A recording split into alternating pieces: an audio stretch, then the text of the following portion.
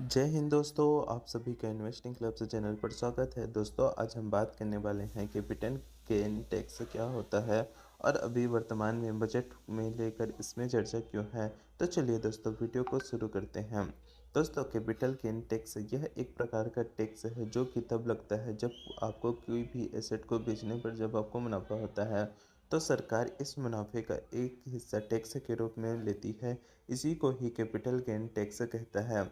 Capital gain tax mutual fund, जमीन, आभूषण, वाहन, ट्रेडमार्क, पेटेंट जैसे किसी भी एसेट को बेचने पर मुनाफा होता है उसमें लगता है।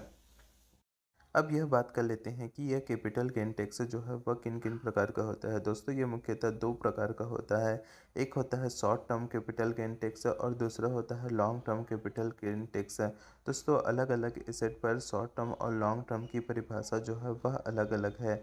जैसे मान के चलिए, अगर आपके पास कोई एसेट है और आप उसे 36 महीने से पहले बेचते हैं तो उस पर जो है शॉर्ट टर्म कैपिटल टैक्स जो है वो लगता है। वहीं शेयर के केस पर अगर आप 1 साल से पहले किसी शेयर को बेच देते हैं और उसमें आपको जो मुनाफा होता है, तो वह short term capital gain tax में कहलाता है।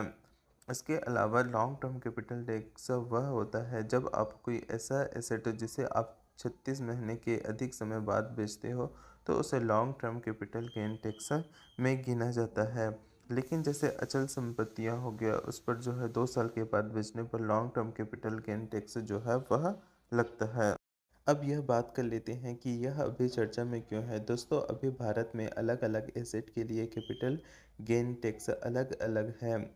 साथ ही साथ आप किस इंस्ट्रूमेंट को कितने पीरियड तक रखेंगे तो उसमें कैपिटल टैक्स लगेगा, यह भी अलग अलग है। इस वजह से इन्वेस्टर है और आम आदमियों के बीच में इन बातों को समझ पाना जो है वह काफ़ी मुश्किल होता है। ऐसे में भारत सरकार जो है कैपिटल गेन टैक्स के नियमों में बदलाव करने के लिए सोच रही है और इसका ऐलान जो है वह 1 फरवरी को होने वाले बजट में कर सकती है। फाइनेंशियल मिनिस्टर निर्मला सीतारमन जी का कहना है, अभी जो आने वाला यूनियन बजट है यह उनका लगातार 5वां यूनियन बजट होगा। सबसे मुख्य बात यह है कि कैपिटल गेन टैक्स में शॉर्ट टर्म, लॉन्ग टर्म और एसेट के आधार पर जो है वह रेट अलग अलग रहते हैं।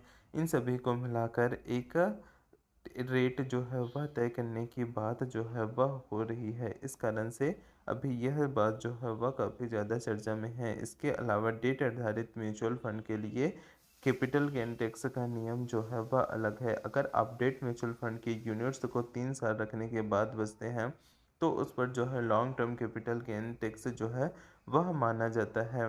इस प्रकार से आप देख सकते हैं कि हमारे देश में जो टैक्स सुविधा है वह कितनी ज़्यादा जटिल है।